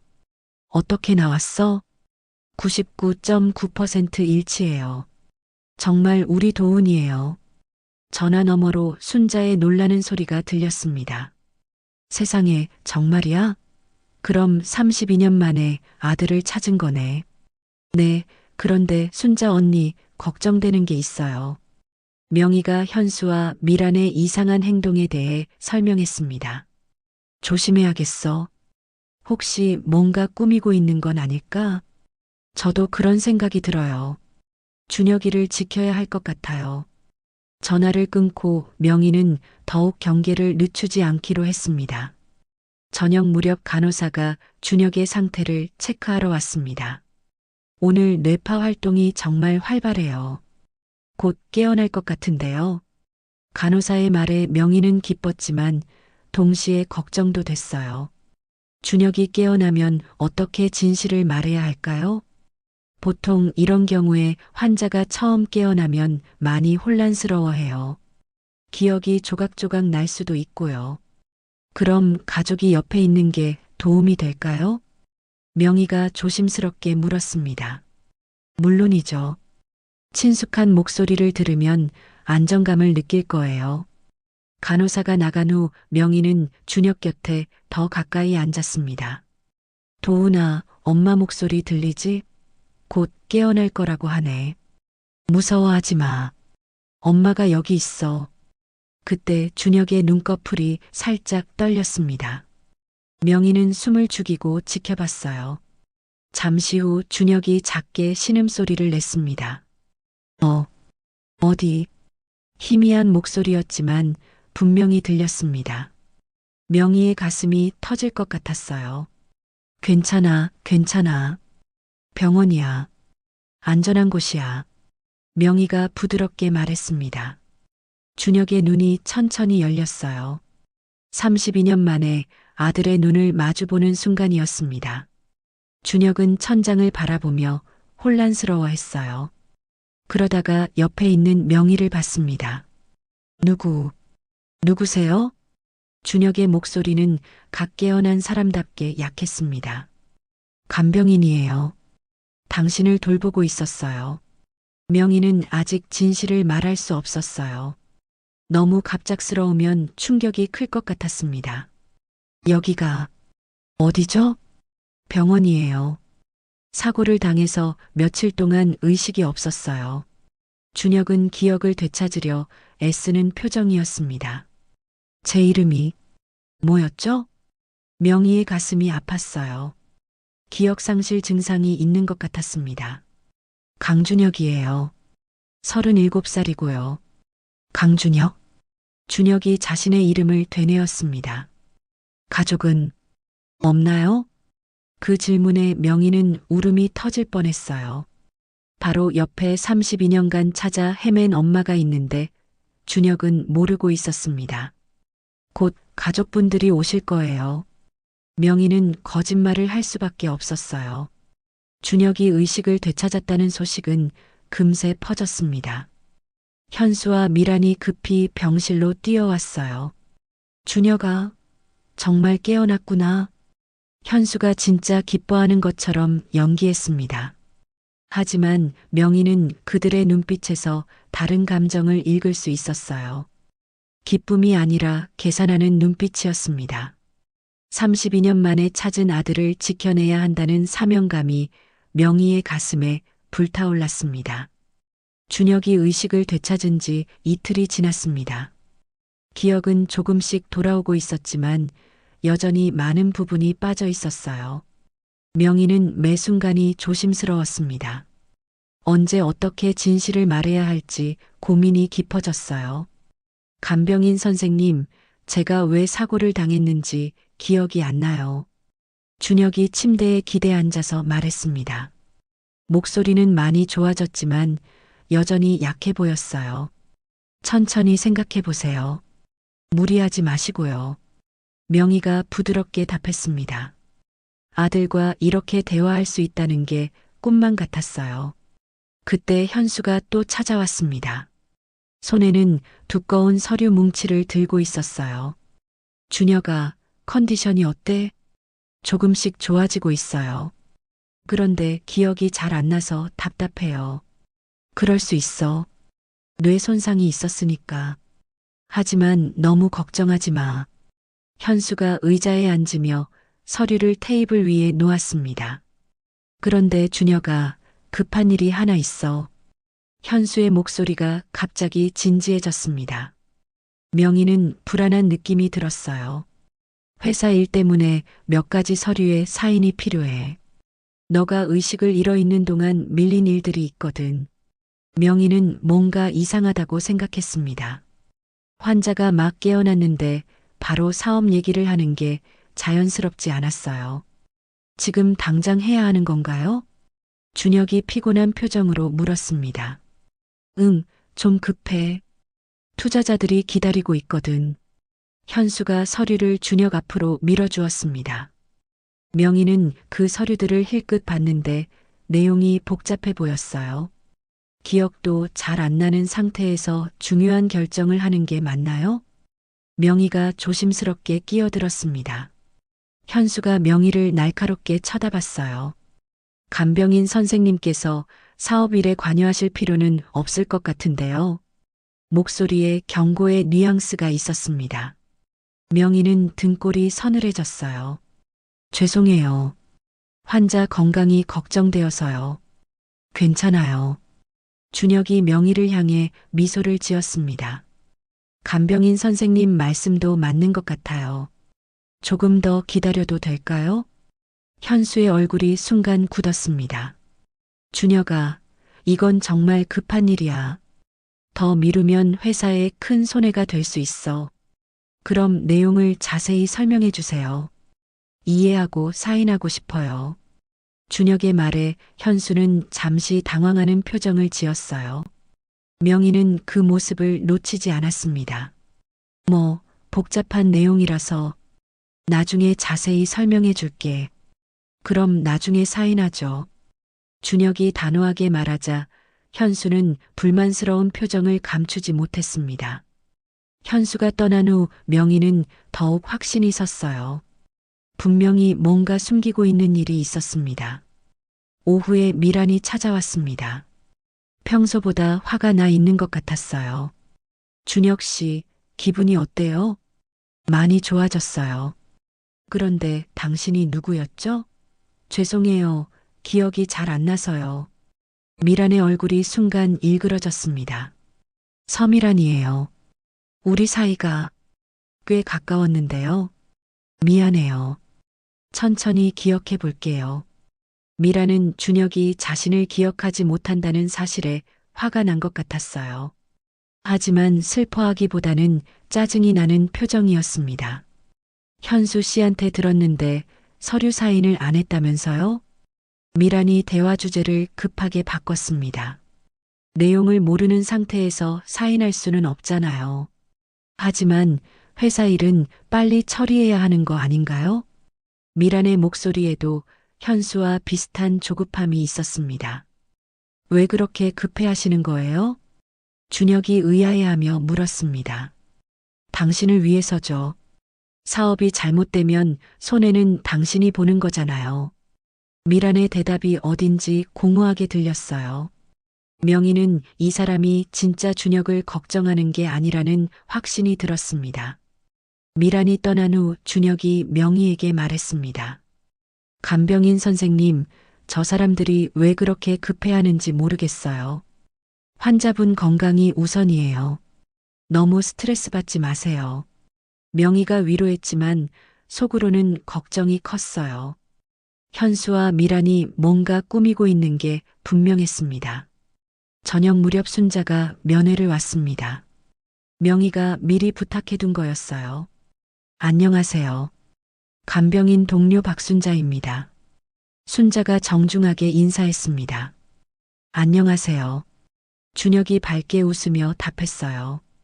명희는 아들의 미소를 보며 가슴이 뭉클했습니다. 순자는 잠깐 면회하고 나갔습니다. 복도에서 명희와 작은 목소리로 대화했어요. 확실히 도훈이네. 어릴 때 모습이 그대로 있어. 순자 언니도 그렇게 생각해요? 응. 그런데 명희야, 조심해야 할 것 같아. 저 사람들이 뭔가 서두르고 있잖아. 저도 그렇게 생각해요. 어떻게 해야 할까요? 일단 준혁이한테 진실을 말하는 게 어떨까? 그래야 스스로 판단할 수 있을 거야. 순자의 조언에 명희는 고민에 빠졌습니다. 아직 기억이 완전히 돌아오지 않은 상태에서 32년 전 이야기를 할 수 있을까요? 그날 밤 명희는 결심을 굳혔습니다. 더 이상 미룰 수 없었어요. 준혁을 보호하기 위해서라도 진실을 말해야 했습니다. 준혁 씨, 제가 할 말이 있어요. 명희가 조심스럽게 운을 뗐습니다. 네, 무슨 말씀이세요? 믿기 어려운 이야기일 수도 있어요. 하지만 꼭 들어주셨으면 해요. 준혁이 진지한 표정으로 고개를 끄덕였어요. 사실은 저는 단순한 간병인이 아니에요. 명희의 목소리가 떨렸습니다. 저는 32년 전에 5살짜리 아들을 잃어버린 엄마예요. 준혁의 눈이 커졌습니다. 그리고 제가 확신하는데 당신이 바로 그 아들이에요. 병실에 깊은 침묵이 흘렀습니다. 준혁은 말문이 막힌 듯 명희를 바라봤어요. 그게 무슨 말씀이신가요? DNA 검사도 했어요. 99.9% 일치했어요. 명희가 떨리는 손으로 검사 결과지를 꺼냈습니다. 준혁은 결과지를 받아보며 충격에 빠진 표정이었어요. 이게 정말인가요? 당신의 몸에 있는 흉터들, 그리고 생일까지 모든 게 일치해요. 명희의 눈에서 눈물이 흘러내렸습니다. 32년 동안 당신을 찾아 헤맸어요. 도훈아. 그 순간 준혁의 눈에서도 눈물이 떨어졌습니다. 기억은 없지만 뭔가 깊은 곳에서 우러나오는 감정이 있었어요. 하지만 그 감동적인 순간은 오래가지 못했습니다. 병실 문이 갑자기 열리며 현수가 들어왔거든요. 현수는 눈물을 흘리고 있는 두 사람을 보고 순간 놀란 표정을 지었습니다. 무슨 일이죠? 명희와 준혁은 아무 말도 할 수 없었어요. 32년 만에 모자 재회 순간이 이렇게 들킬 줄은 몰랐습니다. 현수가 병실에 들어서는 순간 분위기가 급격히 차가워졌습니다. 그의 눈빛이 명희와 준혁 사이를 오가며 무언가를 눈치챈 듯 했어요. 준혁아, 괜찮아? 왜 울고 있어? 현수가 다가오며 걱정스러운 척 물었지만 목소리에는 의심이 묻어 있었습니다. 아무것도 아니에요. 그냥 기억이 조금씩 돌아와서 감정이 복받쳐서요. 준혁이 재빨리 눈물을 닦으며 대답했습니다. 명희는 안도의 한숨을 쉬었어요. 그래, 그럼 다행이네. 그런데 간병인 선생님은 왜 우시는 거죠? 현수의 시선이 명희에게 고정됐습니다. 날카로운 눈빛이었어요. 환자분이 회복되는 걸 보니 감동스러워서요. 명희가 어색하게 웃으며 대답했습니다. 현수는 잠시 두 사람을 번갈아 보더니 의자에 앉았어요. 하지만 평소와 달리 경계하는 기색이 역력했습니다. 준혁아, 기억이 돌아왔으니 이제 회사 일을 정리해야 할 것 같은데 조금 더 기다려도 될까요? 아직 완전히 회복된 게 아니니까요. 하지만 더 미루면 정말 큰일이 날 수 있어. 현수의 목소리가 점점 다급해졌습니다. 그때 미란이 병실로 들어왔어요. 현수를 보더니 뭔가 신호를 주고받는 것 같았습니다. 준혁 씨, 컨디션이 어때요? 많이 좋아졌어요. 그럼 이제 퇴원 준비를 해야겠네요. 미란의 갑작스러운 말에 명희는 깜짝 놀랐어요. 퇴원이요? 아직 의사 선생님이 허락하지 않으셨는데요. 의사 선생님과는 제가 상의하겠어요. 현수가 단호하게 말했습니다. 집에서 요양하는 게 낫겠어요. 병원은 너무 답답하잖아요. 미란이 덧붙였습니다. 하지만 명희는 이들의 의도가 수상하다고 생각했어요. 간병인도 바꿔야겠어요. 미란이 명희를 쳐다보며 말했습니다. 저희가 직접 모신 간병인을 쓰는 게 좋을 것 같아요. 명희의 얼굴이 하얗게 질렸어요. 준혁과 헤어져야 한다는 말이었습니다. 왜요? 이분이 잘 돌봐주고 계시는데요. 준혁이 당황해서 물었습니다. 아니야, 집에서는 다른 분이 더 적합할 거야. 현수가 눈빛으로 압박했습니다. 명희는 절망적인 기분이 들었어요. 32년 만에 찾은 아들과 이렇게 헤어져야 하는 건가요? 그날 저녁 현수와 미란이 떠난 후 명희는 준혁과 마지막 대화를 나눴습니다. 정말 제가 당신 엄마인가요? 준혁이 진지하게 물었습니다. 네, 확실해요. DNA 검사 결과도 있고요. 32년 동안 저를 찾으셨다고 했죠? 매일매일 그리워했어요. 명희의 눈에서 또 눈물이 흘렀습니다. 저는 기억이 없지만 왜인지 모르게 편안함이 느껴져요. 준혁도 감정이 복받쳐 하는 것 같았어요. 내일 퇴원하시면 연락할 방법이 있을까요? 그들이 허락하지 않을 거예요. 명희가 슬픈 목소리로 말했습니다. 왜 그들이 그렇게 하는 걸까요? 아마 당신 재산 때문일 거예요. 제가 나타나면 불편할 거니까요. 준혁은 잠시 생각에 잠겼습니다. 엄마. 준혁이 처음으로 그 말을 했습니다. 명희는 가슴이 터질 것 같았어요. 32년 만에 듣는 그 말이 이렇게 좋을 줄 몰랐어요. 저도 모르게 나온 말이에요. 뭔가 자연스럽게 느껴져서요. 그 순간 병실 문이 조용히 열렸습니다. 순자가 들어왔어요. 순자 언니, 명희야, 큰일 났어. 순자의 얼굴이 심각했습니다. 뭔 일이에요? 아까 현수하고 미란이 복도에서 전화하는 걸 들었어. 순자가 목소리를 낮춰서 말했습니다. 내일 퇴원시킨 다음에 준혁이를 어딘가로 데려갈 계획인 것 같아. 명희와 준혁의 얼굴이 동시에 굳었어요. 그리고 뭔가 서류에 사인을 받으려고 하는 것 같더라. 그럼 저를 이용해서 재산을 빼앗으려는 건가요? 준혁이 놀란 표정으로 물었습니다. 그럴 가능성이 높아. 순자가 고개를 끄덕였습니다. 어떻게 해야 하죠? 명희가 절망적인 목소리로 물었어요. 일단 오늘 밤은 조심해야 할 것 같아. 혹시 뭔가 시도할지도 몰라. 순자의 경고에 명희는 온몸에 소름이 돋았습니다. 순자가 떠난 후 명희는 밤새 깨어 있기로 했어요. 준혁을 보호해야 했습니다. 새벽 2시쯤 복도에서 발소리가 들렸습니다. 명희는 숨을 죽이고 문 쪽을 바라봤어요. 병실 문이 조용히 열리며 현수가 들어왔습니다. 손에는 주사기 같은 것을 들고 있었어요. 명희는 즉시 알아챘습니다. 준혁에게 해를 가하려는 거였어요. 뭐 하시는 거예요? 명희가 일어서며 소리쳤습니다. 현수는 깜짝 놀라며 뒤를 돌아봤어요. 아, 간병인 선생님. 왜 안 주무세요? 답하세요. 뭐 하려는 거죠? 명희가 다가가며 추궁했습니다. 준혁이 수면제가 필요할 것 같아서요. 수면제요? 의사 처방 없이요? 걱정 마세요. 해로운 건 아니에요. 현수가 음산하게 웃었습니다. 그 순간 준혁이 깨어났어요. 무슨 소리예요? 준혁아, 괜찮아. 그냥 다시 자. 현수가 주사기를 들고 준혁에게 다가가려 했습니다. 안 돼요.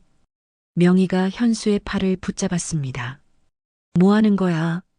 현수가 명희를 밀쳤어요. 명희는 바닥에 넘어졌습니다. 엄마.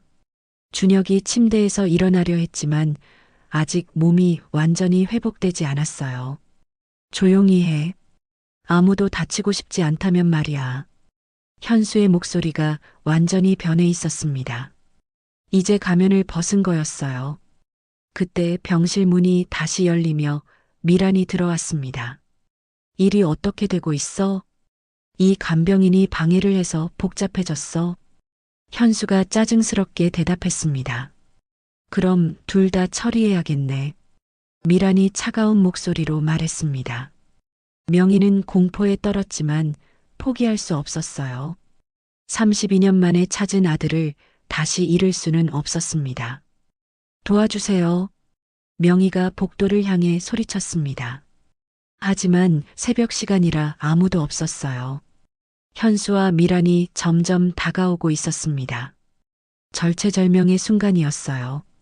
현수와 미란이 명희와 준혁을 향해 다가오고 있었습니다.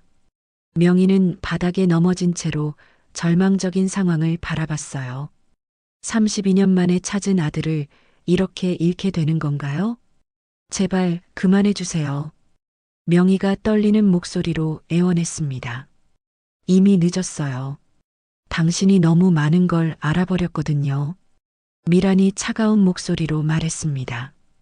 그때 현수가 주사기를 준혁의 팔에 찔렀어요. 준혁은 저항해 보려 했지만 몸이 아직 완전히 회복되지 않은 상태였습니다. 뭘 주사한 거예요? 준혁이 겁에 질린 목소리로 물었습니다. 조금 잠시 동안 조용해질 약이야. 현수가 음산하게 웃었습니다. 몇 분이 지나자 준혁의 눈꺼풀이 무거워지기 시작했어요. 의식이 흐려지고 있었습니다. 엄마. 준혁이 마지막으로 명희를 부르며 눈을 감았습니다. 도훈아. 명희가 절규했지만 이미 늦었어요. 이제 병원에서 나갈 시간이야. 현수가 휠체어를 가져왔습니다. 어디로 데려가려는 거예요? 당신이 알 필요는 없어요. 미란이 명희를 위협적으로 바라봤습니다. 두 사람은 의식을 잃은 준혁을 휠체어에 옮겼어요. 명희는 그 모습을 바라보며 온몸이 떨렸습니다. 준혁을 데려가면 저는 어떻게 하려고요? 당신도 함께 와야죠. 이제 너무 많은 걸 봤으니까요. 현수가 명희의 팔을 거칠게 잡았습니다. 아픈 척 하지 마세요. 조용히 따라오면 다치지 않을 거예요. 미란이 협박했습니다. 새벽 3시 병원은 고요했습니다. 간호사들도 대부분 휴게실에 있었어요. 현수와 미란은 이 시간을 노린 것 같았습니다. 지금 어떻게 병원에서 나갈 수 있어요? 경비원들이 있잖아요. 그건 우리가 알아서 할 일이에요. 현수가 자신만만하게 대답했습니다.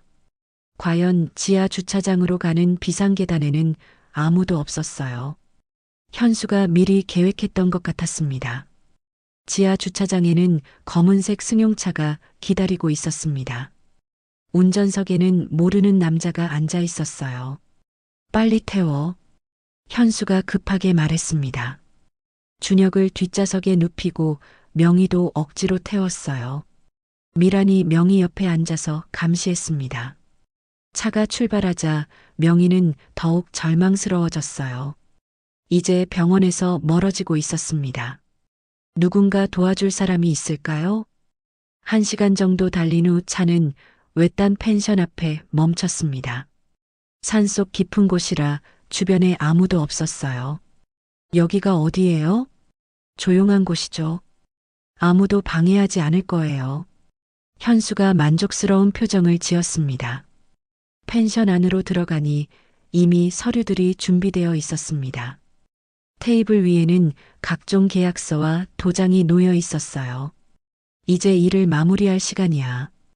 미란이 서류를 정리하며 말했습니다. 의식을 잃은 준혁을 소파에 눕히고 현수가 또 다른 주사를 준비했어요. 이제 뭐 하려는 거예요? 준혁이를 깨우는 거야. 서류에 사인을 받아야 하거든. 의식이 흐린 상태에서 사인받는 건 불법이에요. 명희가 항의했지만 아무도 신경 쓰지 않았습니다. 현수가 각성제를 준혁에게 주사했어요. 잠시 후 준혁이 천천히 눈을 떴습니다. 여기가 어디죠? 준혁이 혼란스러워하며 주변을 둘러봤습니다. 조용한 곳이야. 중요한 서류에 사인해야 해서 데려왔어. 현수가 거짓말을 했습니다. 엄마는 어디 있어요? 준혁이 명희를 찾았습니다. 여기 있어요. 명희가 대답했지만 미란이 그녀를 제지했어요. 이제 이 서류들에 사인해줘. 현수가 서류 뭉치를 준혁 앞에 놓았습니다. 뭘 사인하는 건가요? 회사 지분을 넘기는 거야. 내가 의식불명이었던 동안 문제가 생겼거든. 준혁은 약물 때문에 정신이 또렷하지 않았어요. 하지만 뭔가 이상하다는 걸 느꼈습니다. 내용을 읽어보고 싶어요. 시간이 없어. 빨리 사인해. 현수가 다급하게 재촉했습니다. 안 해요. 무슨 내용인지도 모르는데 어떻게 사인해요. 준혁이 거부하자 현수의 얼굴이 일그러졌어요. 내가 거부할 선택권은 없어. 현수가 주머니에서 뭔가를 꺼냈습니다. 작은 칼이었어요. 사인하지 않으면 저 여자부터 다치게 될 거야. 칼끝이 명희를 향했습니다. 안 돼요. 준혁이 소리쳤습니다. 그럼 사인해. 알겠어요. 할게요. 준혁이 어쩔 수 없이 펜을 잡았습니다. 명희가 다칠까봐 두려웠어요. 명희는 그 모습을 보며 가슴이 찢어질 것 같았습니다. 아들이 자신 때문에 억지로 사인하고 있었어요. 서류 첫 장의 사인이 끝나자 현수가 만족스러워했습니다. 다음 장도 빨리 해. 하지만 그때 펜션 밖에서 자동차 소리가 들렸어요. 여러 대의 차가 동시에 도착하는 소리였습니다. 뭐지? 현수가 창문으로 다가가서 밖을 내다봤습니다. 경찰이야. 미란이 놀라서 소리쳤어요. 펜션 밖에는 경찰차들이 둘러싸고 있었습니다. 어떻게 여기를 알았지? 현수가 당황해하며 중얼거렸습니다. 그때 확성기 소리가 들렸어요. 건물 안에 있는 사람들은 즉시 나오세요. 이곳은 경찰이 포위했습니다. 현수와 미라는 완전히 당황했어요. 예상하지 못한 상황이었습니다. 뒷문으로 도망가자. 미란이 급하게 말했습니다. 하지만 뒷문 쪽에서도 경찰들이 들어오고 있었어요. 항복하세요. 더 이상 도망갈 곳은 없습니다. 경찰들이 펜션 안으로 들어왔습니다. 현수가 칼을 들고 명희를 위협했어요. 가까이 오면 이 여자를 다치게 할 거야. 하지만 경찰들은 전문적으로 대응했습니다. 순식간에 현수를 제압했어요. 미란도 체포됐습니다. 명희는 그제서야 안도의 한숨을 쉬었어요. 32년 만에 찾은 아들을 거의 다시 잃을 뻔했습니다. 괜찮으세요? 경찰관이 명희에게 물었습니다. 네, 괜찮아요. 명희가 떨리는 목소리로 대답했습니다. 준혁도 안전했어요. 약물 때문에 아직 완전히 정신을 차리지 못했지만 다행히 큰 해를 입지 않았습니다. 누가 신고한 건가요? 명희가 궁금해서 물었습니다. 박순자 씨라는 분이 신고하셨어요.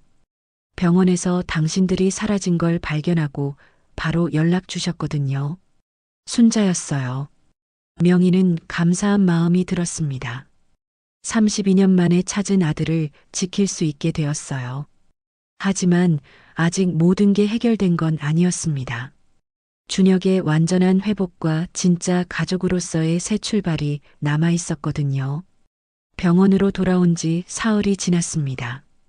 준혁은 약물의 후유증으로 계속 잠들어 있었어요. 의사는 며칠 더 지나야 완전히 깨어날 거라고 했습니다. 명희는 그 옆에서 하루 종일 기다렸어요. 하지만 기다리는 시간이 길어질수록 마음은 더욱 복잡해졌습니다. 과연 준혁이 깨어나서 자신을 엄마로 받아들일까요? 32년이라는 긴 세월이 흘렀는데 말이에요. 정말 내가 엄마 역할을 할 수 있을까? 명희는 준혁의 손을 잡고 자문자답했습니다. 59살의 나이에 37살 아들의 엄마가 된다는 게 현실적으로 가능할까요? 순자가 면회를 왔습니다.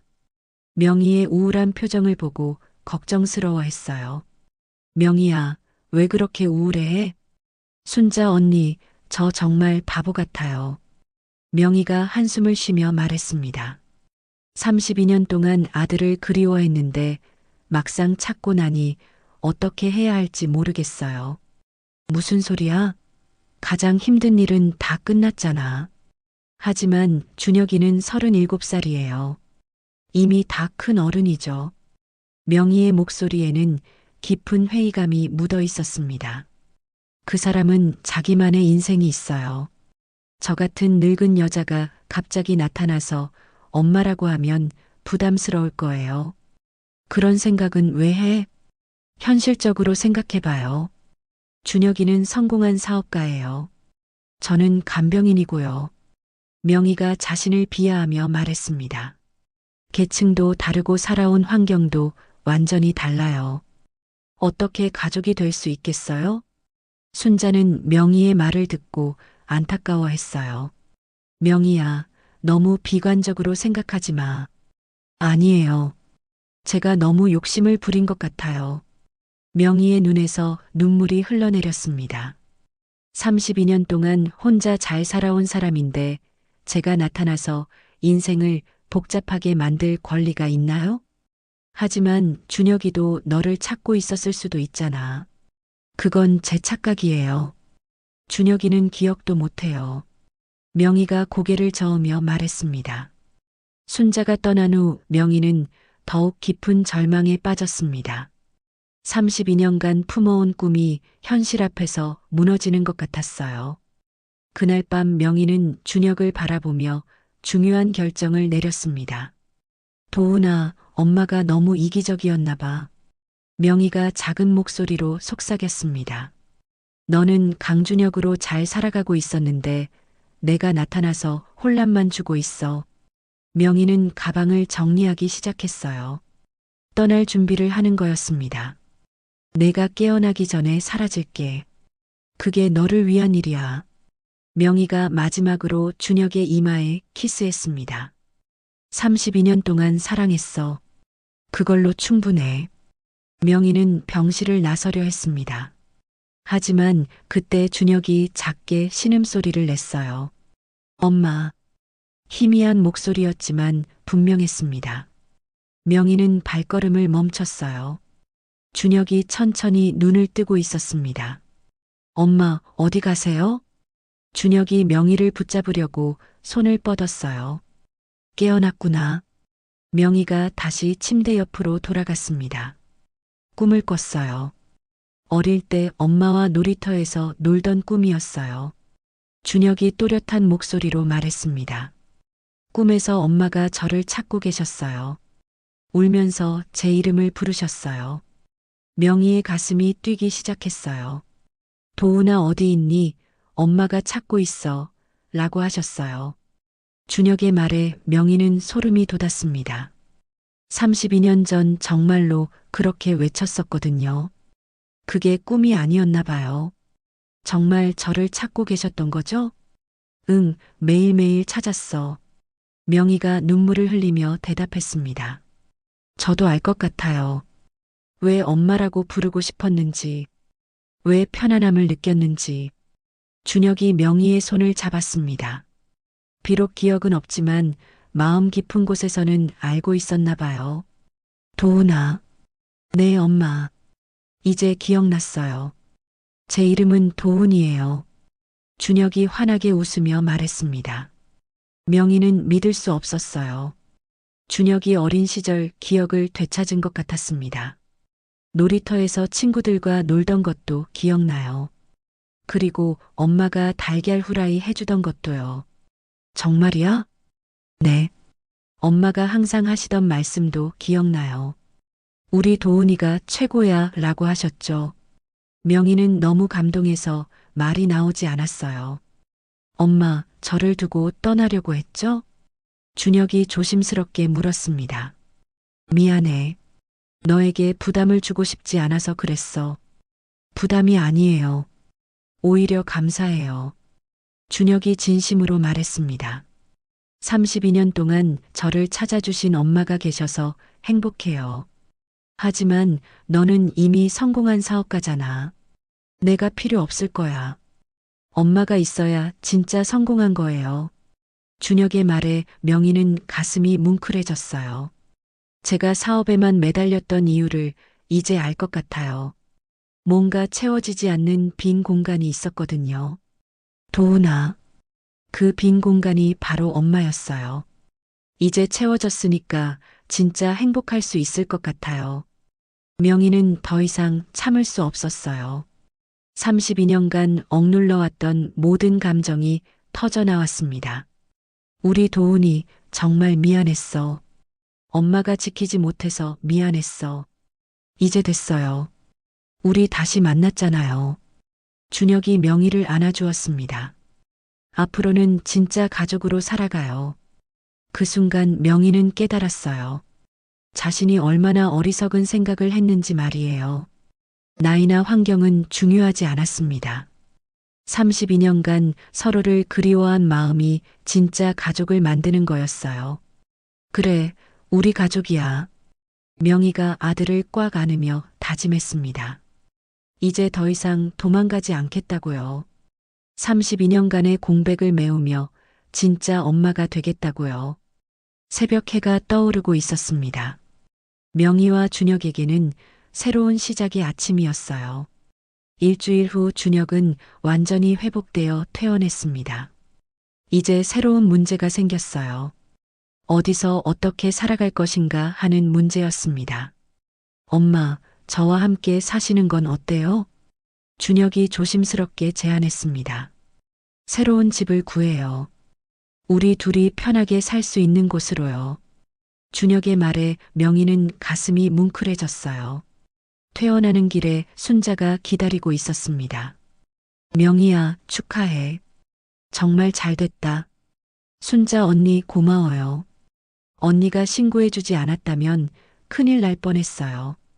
준혁은 명희를 부동산 중개소로 데려갔습니다. 세 번째로 본 집이 마음에 들었어요. 25평 정도의 아파트였는데 햇살이 잘 들고 조용했습니다. 여기가 좋네요. 명희가 거실 창문을 바라보며 말했습니다. 그럼 여기로 정할까요? 계약을 마치고 나오면서 명희는 실감이 나지 않았어요. 정말로 아들과 함께 살게 된다는 게 꿈만 같았습니다. 가구점에서 소파, 식탁, 침대를 골라가며 명희는 새로운 삶에 대한 기대감을 느꼈어요. 이사하는 날 순자와 간병원 동료들이 도와주러 왔습니다. 모두들 새 집에서 저녁을 먹었어요. 건배, 명희와 준혁의 새로운 시작을 위해 순자가 잔을 들며 말했습니다. 저녁 식사 후 명희와 준혁만 남았습니다. 엄마, 간병일은 계속 하실 거예요? 글쎄, 아직 생각해보지 못했어. 저는 엄마가 하고 싶은 일을 하셨으면 좋겠어요. 준혁의 격려에 명희는 용기가 났습니다. 사실 작은 꿈이 하나 있었어. 작은 카페를 운영해보고 싶었거든. 좋은 생각이에요. 돈은 제가 도와드릴게요. 준혁의 지지에 명희는 가슴이 벅찼어요. 다음 날 아침 명희는 일찍 일어나서 아침을 준비했습니다. 32년 만에 아들을 위해 만드는 아침이었어요. 아들 밥 차려주는 게 얼마나 기쁜지 몰라. 저도요. 엄마가 해주신 밥 먹는 게 이렇게 행복할 줄 몰랐어요. 두 사람은 마주 앉아서 조용히 아침을 먹었습니다. 엄마, 오늘은 카페 자리 좀 알아보러 다니시는 건 어때요? 정말 해도 될까? 물론이에요. 꿈을 이루는 게 무슨 잘못이에요? 준혁의 응원에 명희는 결심을 굳혔습니다. 32년간의 기다림이 끝나고 새로운 여정이 시작됐습니다. 명희와 준혁은 이제 진짜 가족으로서 각자의 꿈을 향해 나아갈 준비가 되어 있었어요. 3개월 후 명희의 작은 카페가 문을 열었습니다. 도훈이네 카페라는 간판이 따뜻한 햇살을 받아 빛나고 있었어요. 준혁이 직접 설계한 인테리어는 아늑하면서도 세련됐습니다. 엄마, 첫날이에요. 떨리시죠? 준혁이 앞치마를 메어주며 말했습니다. 응, 꿈만 같아. 명희가 떨리는 목소리로 대답했어요. 첫 손님은 순자였습니다. 간병원 동료들과 함께 꽃다발을 들고 왔어요. 명희야, 축하해. 정말 멋진 카페네. 순자 언니 고마워요. 명희는 감동으로 눈물이 글썽거렸습니다. 점심시간이 되자 손님들이 하나둘 들어왔어요. 근처 직장인들과 동네 아주머니들이었습니다. 명희가 직접 내려준 커피를 마신 손님들은 모두 만족해했어요. 사장님, 커피 정말 맛있어요. 자주 올게요. 한 손님이 환하게 웃으며 말했습니다. 저녁이 되자 준혁이 회사에서 돌아왔어요. 넥타이를 풀고 카페 한쪽 테이블에 앉았습니다. 엄마, 첫날 어떠셨어요? 생각보다 많은 분들이 오셨어. 정말 신기해. 명희가 기쁜 표정으로 말했습니다. 엄마가 정성껏 만드신 커피니까 당연하죠. 그때 카페 문이 열리며 한 남자가 들어왔어요. 50대 중반으로 보이는 단정한 인상의 남성이었습니다. 혹시 최명희 씨 계신가요? 남자가 조심스럽게 물었습니다. 네, 제가 명희인데요. 안녕하세요. 저는 김재원이라고 합니다. 남자가 정중하게 인사했습니다. 32년 전 아이들을 돌봐주던 보육원 원장이었어요. 명희와 준혁의 눈이 동시에 커졌어요. 그때 도훈이라는 아이가 있었는데 소식을 듣고 찾아왔습니다. 재원이 준혁을 바라보며 말했습니다. 정말 도훈이 맞나요? 네, 확실해요. 명희가 떨리는 목소리로 대답했습니다. 그때 도훈이가 계속 엄마를 찾더라고요. 엄마 없으면 안 된다고 울면서요. 재원의 말에 명희는 가슴이 아팠어요. 다행히 좋은 가정에 입양되어서 잘 자랐지만 항상 친엄마를 그리워했어요. 그랬구나. 준혁이 조용히 말했습니다. 저도 모르게 계속 뭔가를 찾고 있었던 것 같아요. 이제 가족이 된 걸 보니 정말 다행입니다. 재원이 흐뭇한 표정을 지었습니다. 재원이 떠난 후 명희와 준혁은 서로를 바라봤어요. 엄마, 저 정말 엄마를 찾고 있었나 봐요. 우리 도훈이 많이 외로웠구나. 명희가 준혁의 손을 꽉 잡았습니다. 이제 괜찮아요. 우리 함께니까요.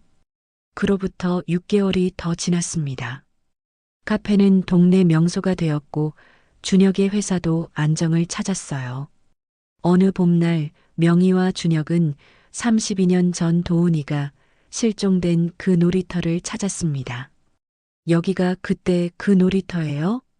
준혁이 주변을 둘러보며 물었습니다. 응, 여기서 너를 잃어버렸어. 명희가 그때의 기억을 떠올리며 말했습니다.